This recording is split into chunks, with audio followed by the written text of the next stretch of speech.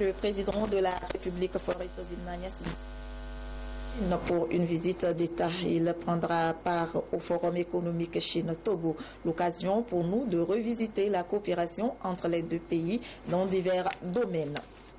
C'est aujourd'hui la fête des mères. Le gouvernement togolais a accordé en ce jour spécial une attention particulière aux femmes parturientes à travers le pays en leur offrant des cadeaux pour célébrer le courage et l'abnégation de la mère. Et puis strass et paillettes étaient au rendez-vous de la première édition de Lomé Fashion Week. Les professionnels de la mode et de la création stylistique venus de la sous-région ouest-africaine ont dévoilé leur talent en la matière à travers un défilé de mode qui s'est déroulé ce samedi à l'hôtel Radisson Blu de février. Voilà pour les titres du 20h de ce dimanche. Bonsoir et merci de nous rejoindre pour ce nouveau journal. Le président de la République, Faure Issoufou, est arrivé ce dimanche à Beijing, en Chine, pour une visite d'État. Demain, le chef de l'État aura un entretien avec son homologue chinois Xi Jinping. Il participera également à un forum économique Chine-Togo. Et les relations de coopération entre la Chine et le Togo sont au beau fixe dans divers domaines politiques, économiques, techniques et socioculturels. La coopération sino-togolaise basée sur un ensemble de valeurs et d'idéaux repose sur plusieurs accords et protocoles d'accords. Ainsi, les relations économiques et commerciales entre la Chine et le Togo se raffermissent chaque jour davantage et s'illustrent au niveau de l'assistance gouvernementale, du commerce, de l'industrie notamment. Et la coopération avec la Chine a à son actif plusieurs réalisations. Le point avec Aimé Abalou. Le Togo et la Chine entretiennent une coopération fructueuse dans les domaines politiques, économiques, techniques, financiers et socioculturels depuis l'établissement des relations diplomatiques entre les deux pays le 19 septembre 1972. La coopération sino-togolaise basée sur un ensemble de valeurs et d'idéaux, tels ceux de paix, de solidarité et de promotion de la coopération sud-sud, repose sur plusieurs accords entretenus et renforcés par des visites officielles mutuelles de haut niveau. Les délégations chinoises se succèdent à Lomé. Le président Faure Issoufou s'est rendu successivement en Chine en 2006 lors du premier forum sino-africain et à l'exposition universelle de Shanghai en 2010. Le Togo a toujours été aux côtés de la Chine dans les instances internationales où se prennent les grandes décisions sur la gouvernance mondiale. Lomé a notamment apporté son soutien à Pékin dans certains votes déterminants de résolution, comme ce fut le cas le 26 octobre 1971 pour un siège de membre permanent au Conseil de sécurité de l'ONU en faveur de la Chine. La coopération financière et économique est également au beau fixe.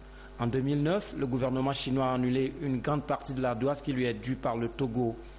Dans le même sens, Lomé bénéficie chaque année d'une enveloppe financière d'environ 7 milliards de francs CFA sous forme de dons ou de prêts sans intérêt. Les importations togolaises en provenance de la Chine sont les plus importantes de tous les partenaires commerciaux. Le marché togolais est très largement ouvert aux produits chinois qui sont librement commercialisés sur l'ensemble du territoire togolais, avec un engouement particulier des Togolais ces derniers temps pour les motos chinoises. Une usine d'assemblage de ces motos vient d'ailleurs d'être implantée à Noche, 90 km au nord-est de Lomé. Également en provenance de la Chine, des véhicules, du matériel électronique, des équipements sanitaires, des produits pharmaceutiques et plein de produits alimentaires. En retour, le Togo exporte vers la Chine les noix de cajou en coque, de l'arachide, de l'huile, le coton, les graines de sésame, le vin, de l'or, de l'eau minérale, du bois, des tôles. Sur la période 2008-2014, le volume des exportations s'élève en moyenne à 118 milliards de francs CFA. La Chine encourage surtout les sociétés chinoises performantes à investir dans le textile, l'industrie légère, l'électroménager, la mécanique, les télécommunications. En termes d'infrastructure, l'expertise chinoise est quasi permanente dans la réalisation des chantiers. L'hôpital de Tomde Akara, réceptionné en 1993, 2 milliards 780 millions de francs CFA. Le centre hospitalier régional Lomé Commune en avril 2010. Le centre de prévention et de traitement du paludisme d'un coût total de 210 millions de francs CFA. Le palais des congrès de Kara, le stade de Kégué, la nouvelle présidence de la République, la nouvelle aérogare de Lomé. La Chine marque aussi d'un saut particulier la rénovation du réseau routier togolais. La construction et la réalisation de 3 ponts à Togblekopé, Lilikopé et Amakpapé, le grand contournement de Lomé, les contournements de la faille d'Aledjo et des monts Défalé grâce à une convention de financement conclue entre le gouvernement togolais et la China Exim Bank à hauteur de plus de 80 milliards de francs CFA. La Chine, c'est aussi un grand pays agricole, expérience qui se déploie également au profit de l'agriculture togolaise. Complexe sucrier danien, projet d'aménagement risicole dans les bassins des fleuves Mono et Ao, réalisation de 200 forages dans les régions des savanes et de la Kara, centre pilote des techniques agricoles de Zanguera pour la formation des producteurs. Et dans le domaine précis du renforcement des compétences, le gouvernement chinois accorde chaque année des bourses d'études et des stages de perfectionnement aux fonctionnaires, cadres et techniciens togolais en Chine. Un nouveau lycée scientifique a été construit à Lomé, un ouvrage sur lequel ingénieurs et ouvriers des deux parties ont collaboré en toute convivialité. Sur le campus universitaire de Lomé, l'Institut Confucius fait la promotion de la langue chinoise et favorise également le brassage culturel entre les deux peuples. Les projets en vue sont tout aussi intéressants. Un nouveau siège pour l'Assemblée nationale togolaise, de même que l'édification d'un nouveau centre administratif des services à Lomé, la réalisation de 100 forages dans la région maritime, la réhabilitation du tronçon Tandjouar-Saint-Cassé long de 81 km sur la nationale numéro 1 et bien d'autres. Le Togo, pays qui aspire à l'émergence, entrevoit également un accroissement des investissements chinois et des transferts de compétences à la hauteur des besoins de son économie et de ses différents autres défis. Le pays accueille cette année un important sommet sur la sécurité maritime. L'accompagnement de la Chine se fait déjà sentir à travers un important appui logistique. Direction Kara, où le secrétaire exécutif de l'Académie des oulémas de la Côte d'Ivoire, doyen de la faculté de charia de l'Université islamique Al-Foukan de Médine, en Arabie Saoudite, a animé une conférence débat sur les grandes valeurs de l'islam. Dr Adama Fofana est en visite au Togo sur invitation de la Fondation Aboudou Assouma pour la charité. Des précisions avec la marque Bodjona.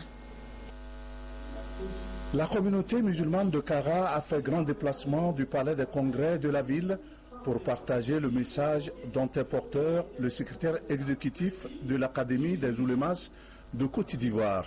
Invité par la Fondation Abdou Assouma pour la charité, Dr Fofana Adama a entretenu son auditoire sur les valeurs qu'incarne l'islam. L'islam, c'est la religion de paix, c'est la religion de vivre ensemble, c'est la religion d'amour. Aimer pour les autres ce que tu aimes pour soi, c'est la religion de tolérance. Donc c'est ça le prophète alayhi salatu wassalam nous a enseigné et c'est sur ça que nous devons marcher. Et lui-même alayhi salatu wassalam, il a vécu à Médine avec plusieurs des différentes confessions religieuses. Il y avait les juifs, il y avait des arabes croyants, des arabes mécréants. Le prophète alayhi salatu wassalam a vécu avec tout cela dans la paix.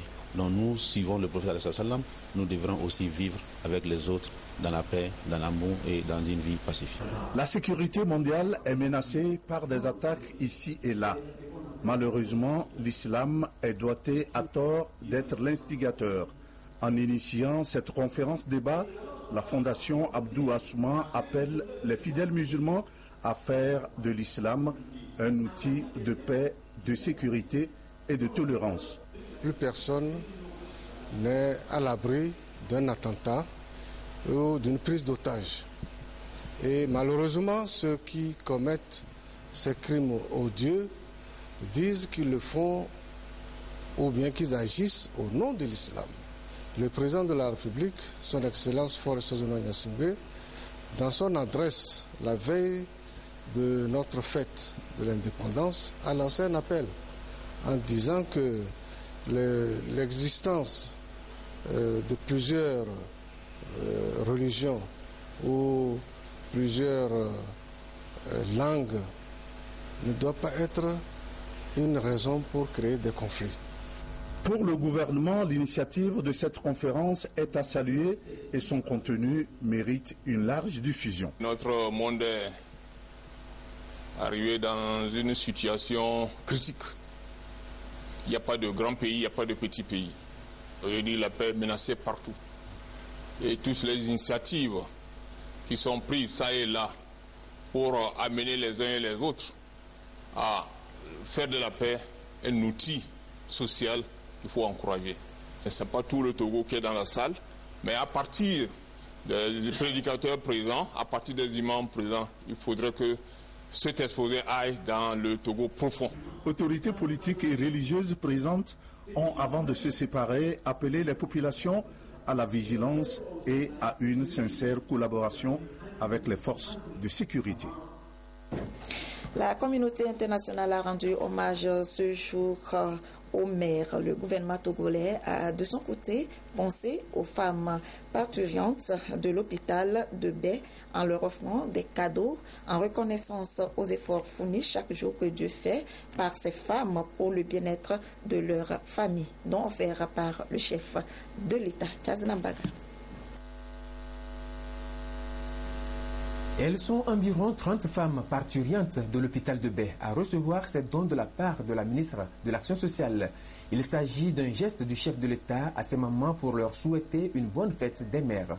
C'est pour célébrer le courage de la mère, l'abnégation de la mère, parce que nous savons qu'elle joue un rôle fondamental dans le développement et de la construction de l'enfant.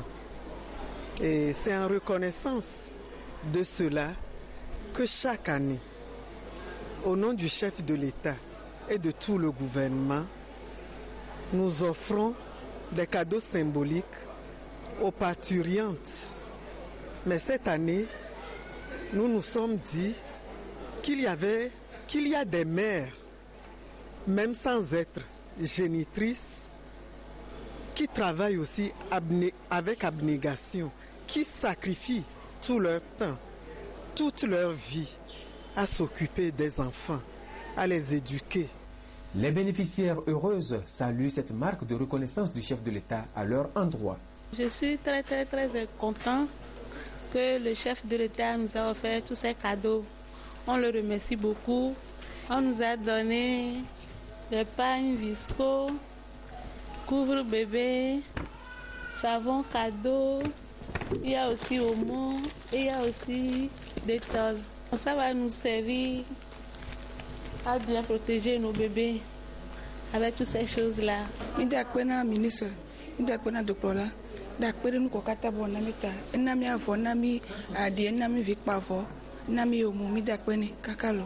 des actions semblables seront menées à l'intérieur du pays, notamment à Atakpamé, Sokodé, Kara et Dapaon. La fête des mères est une journée retenue pour réfléchir au rôle vital que jouent les mamans dans l'éducation et l'épanouissement des enfants. L'ONG Eshop Togo a célébré ce dimanche un double événement, ses 25 ans d'existence et la fête des mères. L'occasion a donné lieu à une rencontre de tous ses membres ce matin à Lomé. Lucassi Rachel Aoukou. C'est dans la liesse et l'allégresse que les membres de l'ONG échangent pour l'organisation et la promotion des petits entrepreneurs Eshop Togo ont célébré les 25 ans d'existence de l'organisation. L'ONG accompagne les femmes et les personnes vulnérables en leur permettant de développer leurs compétences en vue de se prendre en charge économiquement.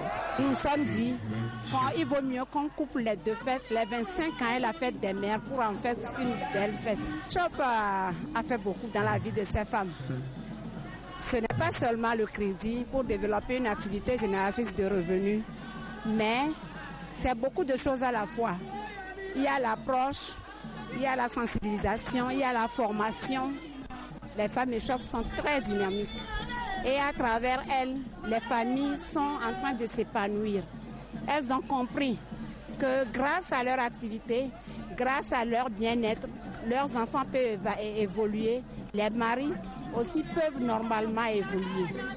Eshop Togo a axé ses actions sur 3 stratégies, notamment le développement de nouvelles opportunités économiques, la dynamisation de l'économie solidaire et l'aide apportée aux paysans pour leur émergence. Le gouvernement togolais s'illustre comme l'un des partenaires privilégiés de l'ONG dans cette démarche de lutte contre la pauvreté. En tant que ministre en charge de la promotion de la femme, il était nécessaire quand même que je vienne soutenir mes sœurs et que je porte le message du président de la République et du Premier ministre aux femmes, à vos mères, à nos mères et à nos sœurs qui agissent tous les jours avec abnégation pour le bonheur et l'épanouissement de leurs enfants. Eshop Togo fait du microcrédit, ça fait 25 ans. Et dans ce sens, Eshop Togo œuvre aux côtés du gouvernement dans la lutte contre la pauvreté, surtout la pauvreté des femmes. L'institution financière a bénéficié d'un chèque de 3 millions de francs CFA de la société Sodigaz, un de ses partenaires, pour renforcer ses actions en faveur des couches vulnérables. L'évolution de la société engendre certains changements qui ne sont pas forcément avantageux pour les familles africaines. Aujourd'hui, cette modernité tend à exclure la tradition dans les familles, causant très souvent des divorces. Cette situation influe sur les liens familiaux et l'éducation des enfants. Pour donc permettre aux foyers de mieux s'épanouir et d'assurer une éducation de qualité aux enfants, des approches de solutions peuvent être trouvées. Comment s'y prendre alors pour avoir un couple épanoui? Les réponses dans ce dossier signé Lucassi, présenté par Adolphe Paca. Le tissu familial africain est confronté de nos jours à l'évolution de la société. Menacé par la modernité, le lien familial se fragilise au jour le jour. Les couples mariés se heurtent aux exigences de la modernité. L'on note un taux de plus en plus élevé de divorcés et les dysfonctionnements conjugaux suffisent pour prendre au sérieux la problématique. La mixité ethnique et la mixité religieuse peuvent être à la base de la déstabilisation familiale. Également, les nouvelles conceptions de la vie induites par les réalités urbaines peuvent également influencer, disons, la vie au sein des foyers. La modernité mal appliquée, ça peut être à l'origine des problèmes que nous avons dans le foyer. Et cela provoque vraiment des conséquences. Quand vous voyez, quand j'ai mené des recherches, j'ai constaté que la réalité des enfants de la rue, c'est vraiment un fait. La tradition intègre le cercle familial alors que la modernité l'exclut. Beaucoup de problèmes sont issus de mésententes dans les foyers et le divorce des couples mariés affecte la société, notamment l'éducation des enfants. L'État togolais a mené plusieurs actions pour resserrer et construire le tissu familial. Par exemple, le ministère de l'Action sociale et de la promotion féminine.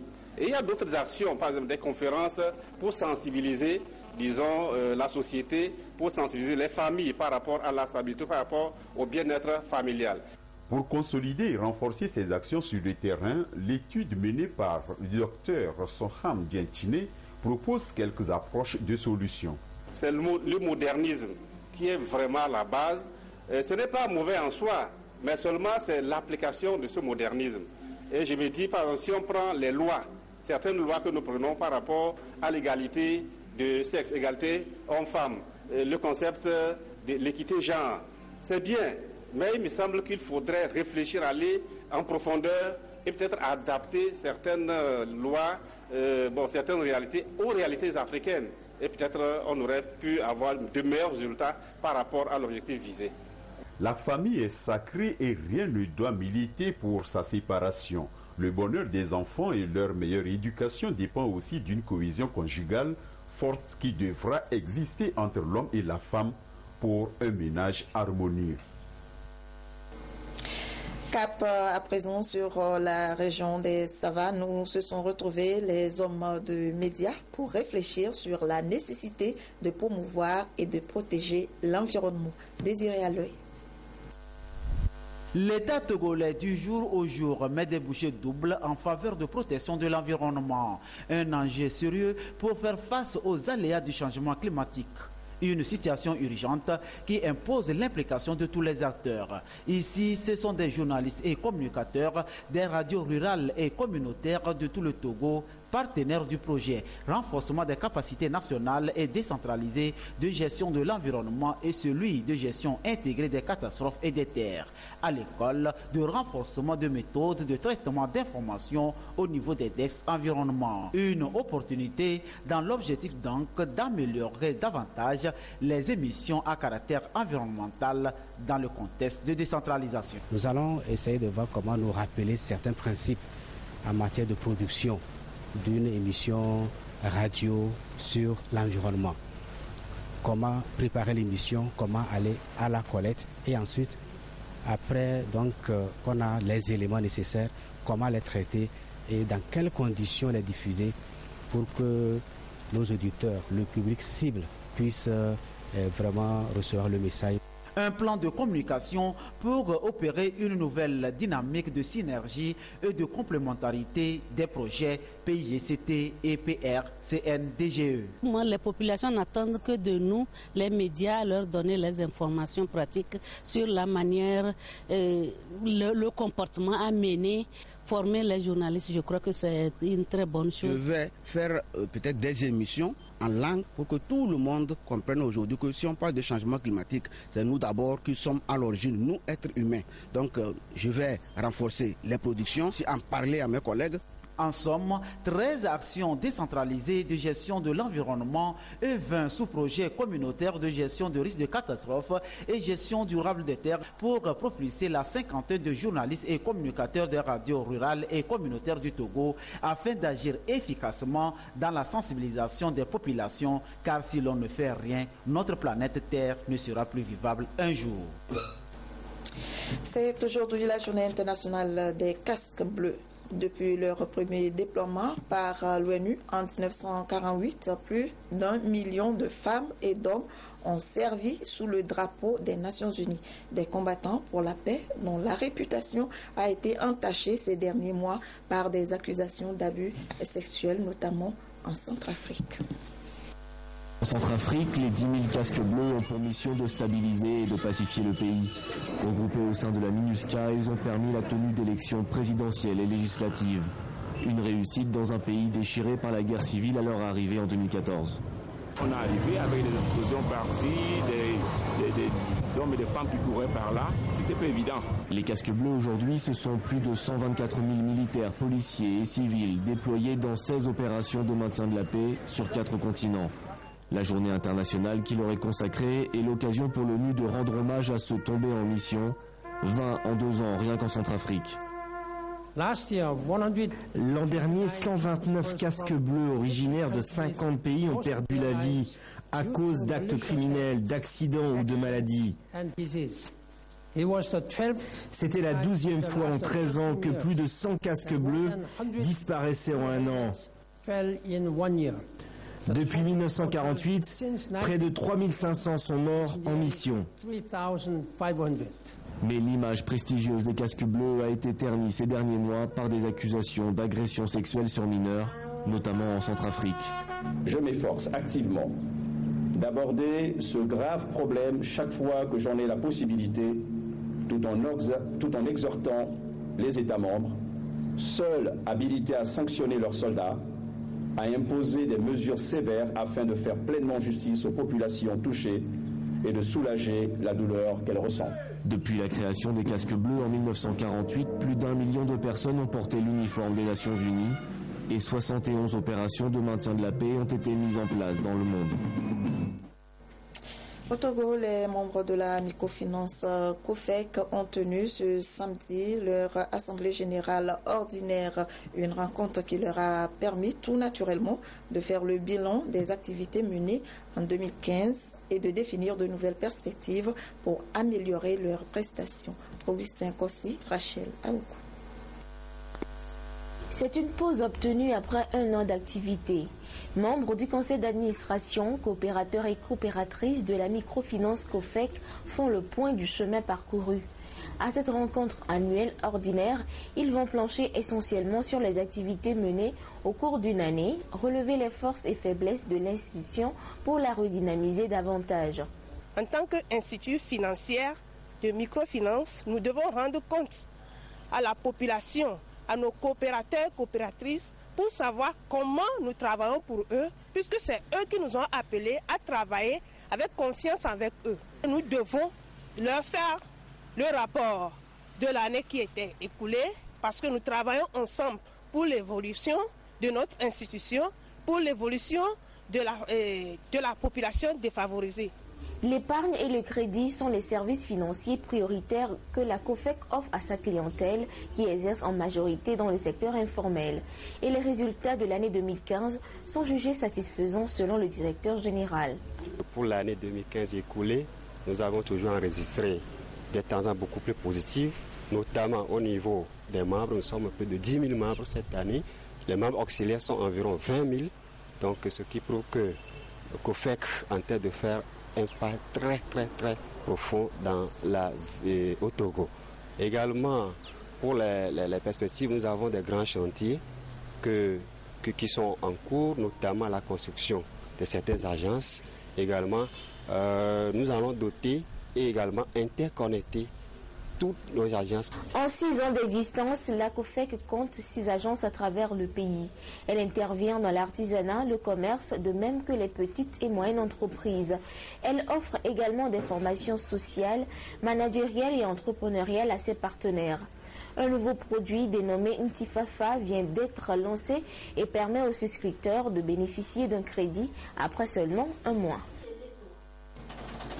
Suite des activités inscrites au programme de la Journée internationale des musées, avec une sortie sur les sites liés à la traite négrière dans la région maritime. C'est pour inciter les Togolais à visiter leur propre patrimoine. Félix Mdacha.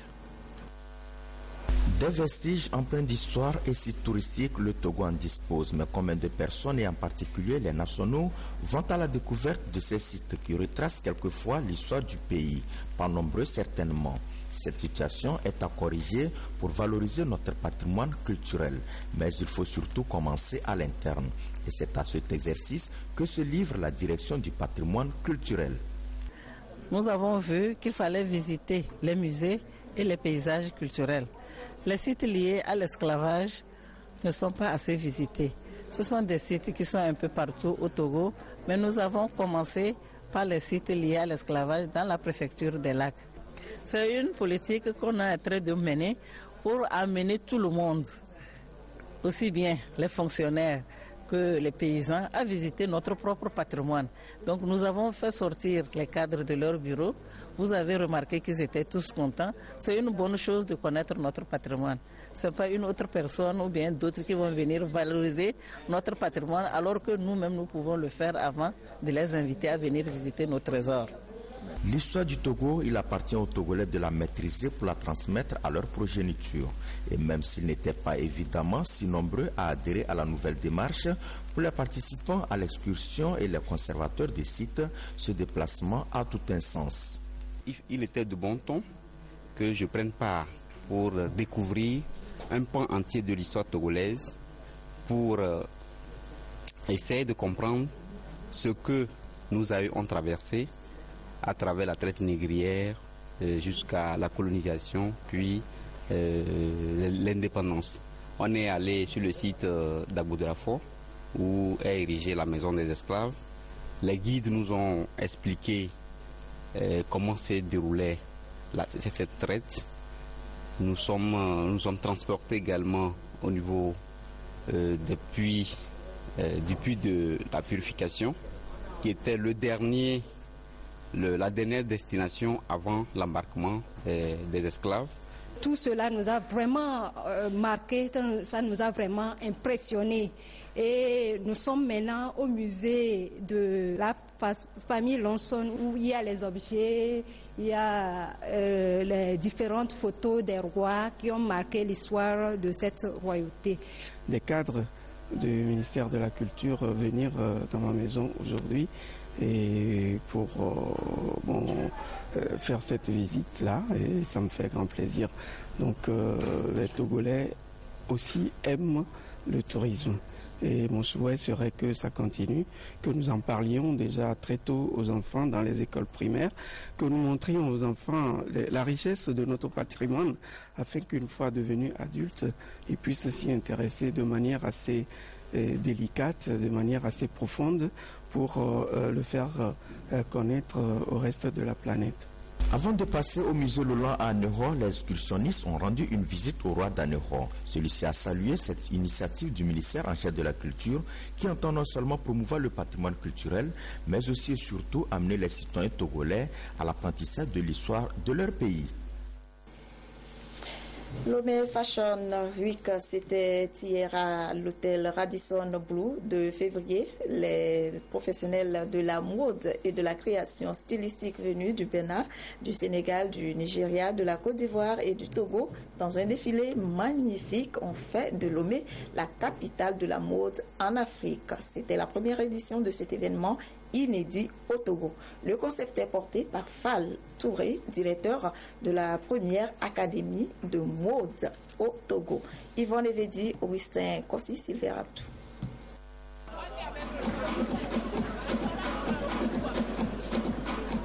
Une incursion dans les coulisses de Lomé Fashion Week 2016. Les premières images de cet événement inédit au Togo. Stylistes, modélistes et mannequins dans la fièvre de ravir du sourire au mordu de la mode. J'ai l'habitude du podium, mais cette fois-ci, pour une première fois, Lomé Fashion Week, je suis vraiment excitée et j'ai hâte de monter le podium. Voilà. Et ça va. J'ai vraiment hâte de terminer, surtout de défiler pour ces cadres.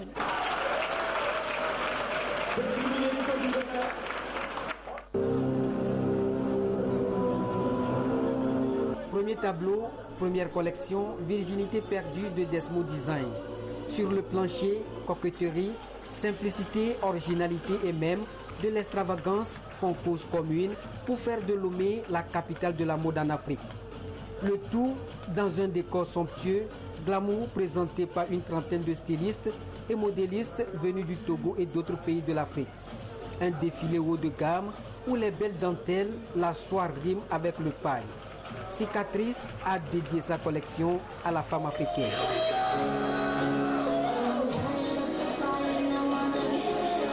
Ma collection en fait cette année, ça se nomme Adeline, parce que c'est le lendemain de la fête des mères dont je dédie ma collection à maman chérie. Si elle est à l'antenne, salut maman. Nous voulons contribuer à la mode africaine et de faire développer la culture à travers la mode. Et tu as vu aujourd'hui, il y a beaucoup de créateurs qui sont venus un peu partout de l'Afrique et de venir montrer leur culture et leur savoir-faire.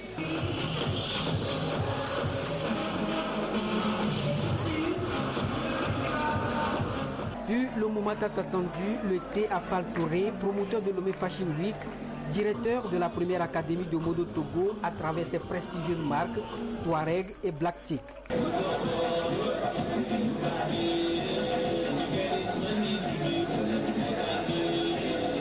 On a vraiment aimé, les stylistes ont fait vraiment du bon boulot. Il y avait beaucoup de diversité, de créativité, ce qui nous a plus plu. Voilà. C'était vraiment époustouflant. Vraiment, les mannequins ont donné le meilleur d'eux. Ils ont donné une touche particulière à chaque tenue. Ils l'ont bien mis en valeur. Et vraiment, la mode togolaise et africaine, ça promet vraiment. Lomé Fashion Week, je veux le placer sur la lignée des grands Fashion Week qui existent dans le monde. Parce que quand on parle de Fashion Week, c'est les étrangers, c'est la presse, c'est les photographes, c'est les mannequins qui se convergent vers la capitale. Donc il est temps que nous, Lomé draine aussi tout ce monde chaque année dans une semaine. Lomé Fashion Week est un rendez-vous international annuel de la mode au Togo. Cette première édition confirme la conviction des promoteurs faire de Lomé la capitale de la mode à travers l'intégration culturelle.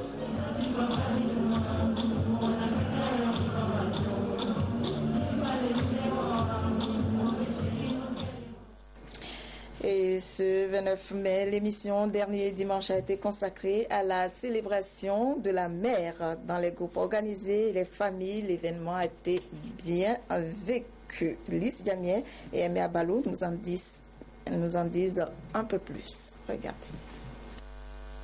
La fille est la mère est la fille. La fête des mères à travers les générations dans cette famille où le père et grand-père, de la cuisine à la table, à manger, en passant par toute la logistique, a marqué l'événement, comme toujours d'ailleurs. C'est l'habitude de papa. Donc, le plus souvent, on se réunit comme ça, on prépare, il nous prépare, il nous fait manger. Donc, aujourd'hui, on est content pour cette fête des mères, qui est souvent marquée comme ça, avec nos enfants, nos petits-enfants. On est content comme ça. Et l'habitude se transmet. Tu veux donner le bouquet?